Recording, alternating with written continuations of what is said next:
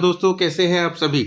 I hope कि सभी अच्छे होंगे और अच्छे से तैयारी कर रहे होंगे। ठीक है, एग्ज़ाम हमारे सर पे ही है और उनका दबाव है और हम पढ़ाई कर भी रहे हैं, तो चिंता की ज़रूरत आवश्यकता बिल्कुल नहीं है, ज़रूरत बिल्कुल नहीं है।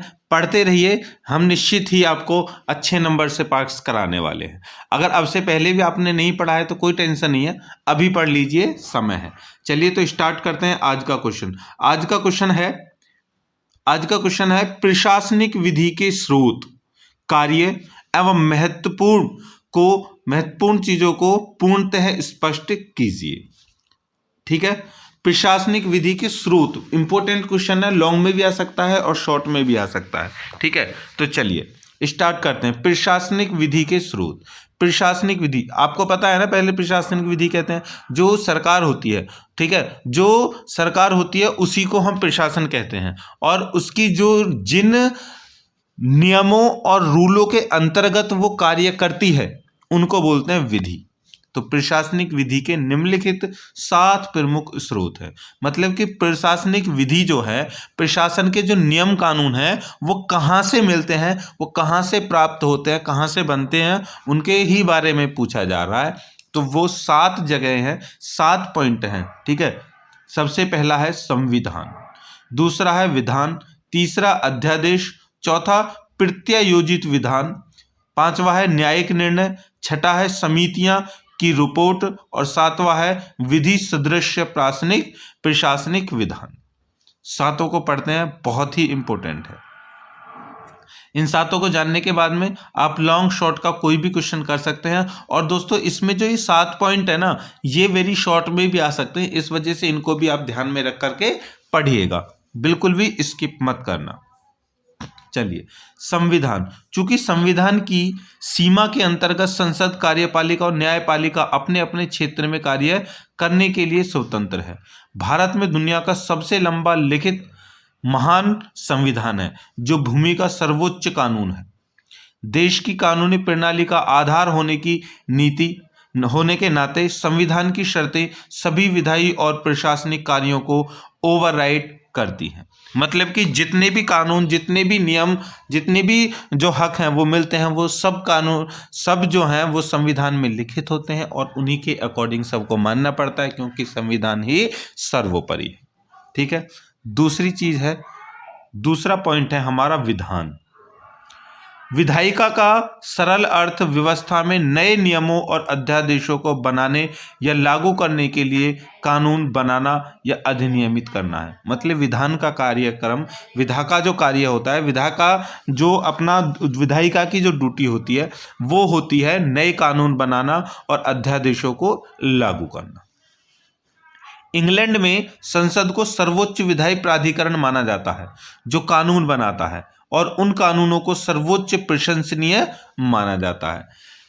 लेकिन भारत में ऐसा नहीं है दोस्तों, भारत में तो संविधान है, संविधान के बाद में यह है विधायिका।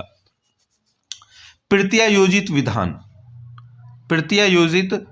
समझना, प्रत्यायोजित ये शॉर्ट में भी आ जाता है।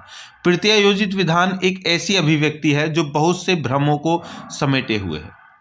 यह विधायिकाओं के लिए बहाना है, प्रशासकों के लिए ढाल है और संवैधानिक न्यायविद के लिए उकसावे कि प्रत्यायोजित विधान द्वारा बनाए गए विधान को निर्धारित उद्देश्य के अनुसार अपनाया जाना चाहिए। संसद द्वारा बनाया गया कानून किसी विशेष कानून के लिए रूपरेखा तैयार करता है और आमतौर पर केवल कानून के उद्देश्य है। देखो, अब इसमें कहा है कि ये क्या है कि जो प्रत्यायोजित विधान है एक ऐसी अभिव्यक्ति है जो बहुत से भ्रमों को समेटे हुए। उनमें क्या है, देखिए, विधायिका के लिए एक बहाना है, प्रशासकों के लिए एक ढाल है। कैसे है, देखो, विधायिका जो कानून बनाती है, ठीक है, वो कभी कभी ऐसा करती है कि वो खुद बिजी रहती है, तो खुद ना बना करके वो अपने जो कानून बनाने का जो ड्यूटी है, कानून बनाने की जो ड्यूटी है वो किसी और को देती है, उसको बोला जाता है प्रत्यायोजित। ठीक है, अब जिसको दे दिया वो अपने दायित्व भी इसको दे देती है, भैया तुम मेरे काम ये कर दो, तो वो बनाता है, तो ये खुद बच जाती है। दूसरा, जो प्रशासन के जो कार्य हैं, प्रशासकों के लिए ढाल है। ठीक है, कि यहाँ पर आकर के वो उन कार्यों को दोबारा चेंज भी करवा सकती है, बदलवा भी सकती है, और प्रशासक अपने अगर प्रशासक से कोई गलती हो जाए, प्रशासकों से यहाँ से कोई अगर इनसे गलती हो जाए तो वो कह देते हैं भैया ये तो यार उन्होंने दे दिया था मैंने और उन्होंने गलती की है, चलो हम उसका निवारण कर लेंगे, इसलिए बचने के लिए एक ढाल भी है। ठीक है दोस्तों, चलिए आगे चलते हैं। अध्यादेश इंपॉर्टेंट है, समझ लीजिए। जब संसद या विधानमंडल के दोनों सदन, लोकसभा और राज्यसभा सत्र में न हो, तब यदि किसी समय राष्ट्रपति या राज्यपाल को समाधान हो जाता है कि ऐसी परिस्थिति विद्यमान है जिनके कारण तुरंत कार्यवाही करना आवश्यक हो गया है, तो राष्ट्रपति या राज्यपाल परिस्थितियों के अनुसार अध्यादेश को जारी कर सकते हैं। ये अध्यादेश उसी प्रकार मान्य होते हैं जिस प्रकार सक्षम विषय पर संबंधित विधायिका द्वारा पारित विधान होता है।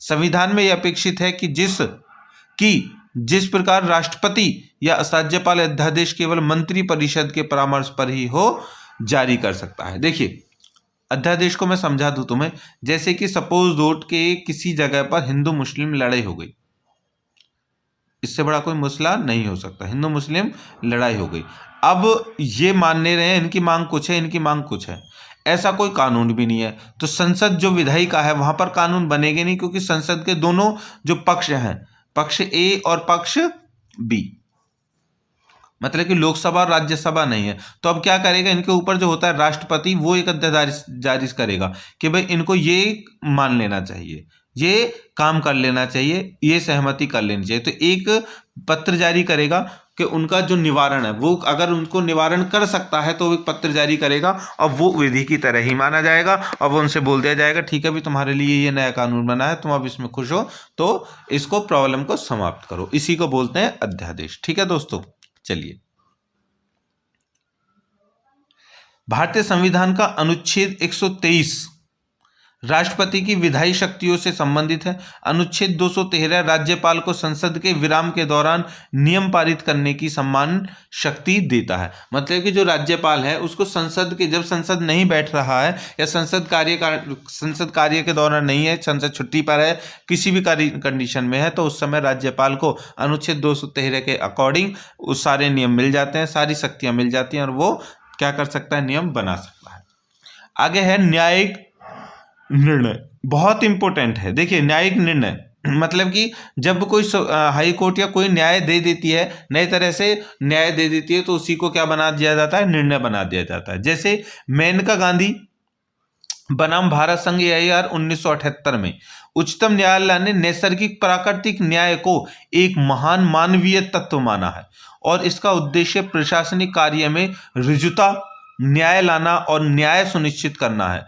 प्रशासनिक कार्यवाही में भी प्राकृतिक न्याय लागू हो सकता है।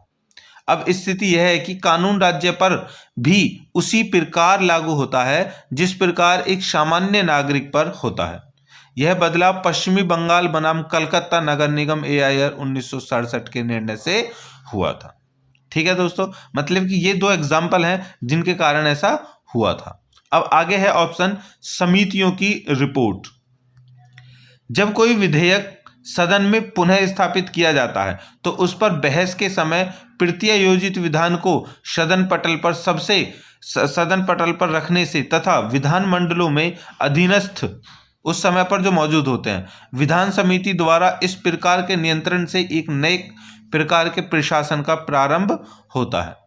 विधानमंडलों और संसद ने लोक निगम समिति की स्थापना की है। इन निकायों की रिपोर्टों का प्रशासनिक शक्ति के दुरुपयोग पर काफी प्रभाव पड़ता है। समितियों की रिपोर्ट भी कभी कभी यह तय करने में, निर्णय करने में सहायता करती है कि क्या सही है और क्या गलत है। सपोज दैट कि कोई, जैसे कि 3 तलाक है, 3 तलाक आया, उस पर क्या कह दिया भाई जमीनी रिपोर्ट लेकर के आओ, तो उन्होंने एक समिति बनाई, वो गए लोगों में जाकर के बात की कि ऐसा कानून आने वाला है, बताओ भाई क्या होगा, तो वो यहाँ से सब में रिपोर्ट बना करके लेकर आए कि उन्होंने कहा कि भाई इतने लोग मानने के लिए तैयार हैं कि कानून सही है या नहीं है, तो वो भी उन्हीं के अकॉर्डिंग, इस रिपोर्ट के अकॉर्डिंग अपने निर्णय को बदल सकते हैं या फिर उसको स्थापित कर सकते हैं। ठीक है दोस्तों, चलिए आगे चलते हैं।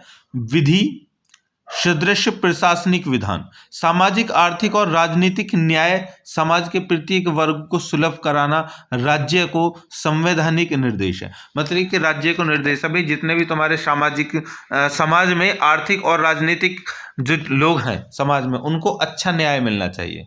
प्रशासन को शक्ति जन कल्याण के लिए दी जाती है। प्रशासन को जो शक्ति दी जाती है वो लोगों को कल्याण में, लोगों की भलाई के लिए दी जाती है। इन शक्तियों का सही और उचित प्रयोग सुनिश्चित करना प्रशासनिक विधि का उद्देश्य है। जो कार्य दिए गए हैं, जिनको ड्यूटी दी गई है लोगों की सेवा करने के लिए, तो वो उन लोगों की अच्छे तरीके से सेवा करें, इसका सुनिश्चित करना है प्रशासन विधि का उद्देश्य होता है।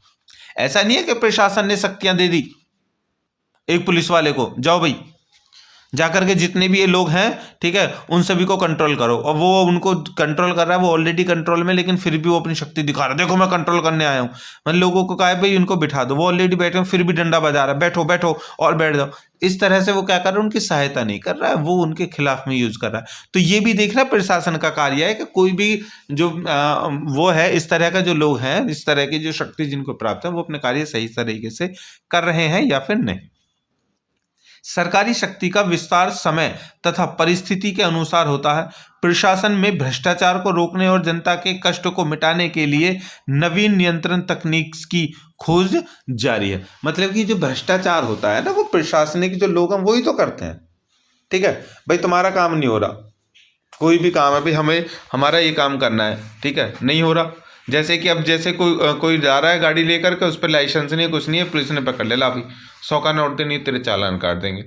तो अब क्या है, उसके पास है शक्ति केवल और केवल चालान काटने की, लेकिन उसका वो दुरुपयोग कर रहा है, वो 100 रुपये लेकर के अपनी जेब में लगा रहा है और उनको छोड़ रहा है। तो ये क्या है, ये क्या है, नियम जो रूल हैं, जो विधि है, जो कानून है, उसका क्या है, भ्रष्टाचार कर रहा है, वो पालन नहीं कर रहा है। तो इस चीज को रोकना भी किसका, विदृश्य सादृश्य जो है प्रशासनिक विधान, इसके अंतर्गत आता है। अब है प्रशासनिक विधि के कार्य।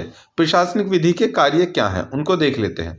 प्रशासनिक विधि मुख्यतः इस बात की कोशिश करती है कि प्रशासन को एक सीमा के अंतर्गत रखा जाए जिसके प्रशासनिक अधिकारियों द्वारा विवेकाधिकार का मनमाने ढंग से प्रयोग न किया जा सके। कानून का उद्देश्य सामाजिक हितों की पूर्ति होना है।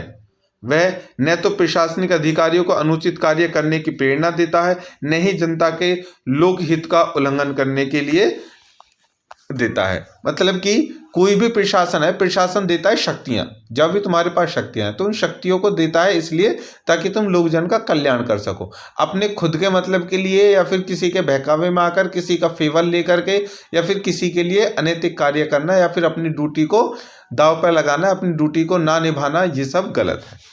ठीक है, ये अगर कोई गलत करता है, इस सब को रोकना और देखना प्रशासन विधि का ही कार्य है। अब प्रशासनिक विधि का महत्व देखिए, बहुत इंपॉर्टेंट है, शॉर्ट में भी आ सकता है ये। वर्तमान युग में प्रशासनिक विधि सार्वजनिक विधि की महत्वपूर्ण शाखा के रूप में विकसित होती है और जारी भी है। इसका महत्व निम्नलिखित शीर्षकों के अध्ययन से प्रकट होता है। सबसे पहले, राज्य के कार्य में लोक कल्याणकारी दृष्टिकोण होना चाहिए। मतलब कि राज्य के लिए जितने भी कार्य हैं उनसे होना चाहिए लोक कल्याण हो रहा है, लोगों की भलाई हो रही है। दूसरा है औद्योगिकीकरण तथा नगरीकरण, मतलब कि विकास भी होना चाहिए। लोक जीवन पर प्रशासनिक हस्तक्षेप तथा उससे उत्पन्न आंशिकाएं, मतलब लोग जो उन पर निर्भर है कि हाँ भाई ये हमारे लिए ये काम करेगी, तो उसको पूरा निभाना भी चाहिए। चौथा है कि विविध क्षेत्रों में सरल रीति से न्याय को सुलभ कराया जा सके। मतलब जहाँ पर कंडीशन अलग अलग होती है वहाँ पर उन्हें सरल रीति न्याय कानून बना करके उनको क्या करना चाहिए, हैंडल करना चाहिए। आगे है विज्ञान व तकनीकी का विकास और उससे उत्पन्न समस्याएं, मतलब जो विज्ञान और तकनीकी से उत्पन्न जो समस्याएं होती है रिलेटेड, उनका भी क्या करना चाहिए उन्हें, ठीक है, समाधान करना चाहिए। आर्थिक संसाधनों का विकेंद्रीकरण तथा आर्थिक एवं सामाजिक न्याय को सुनिश्चित कराया जाए।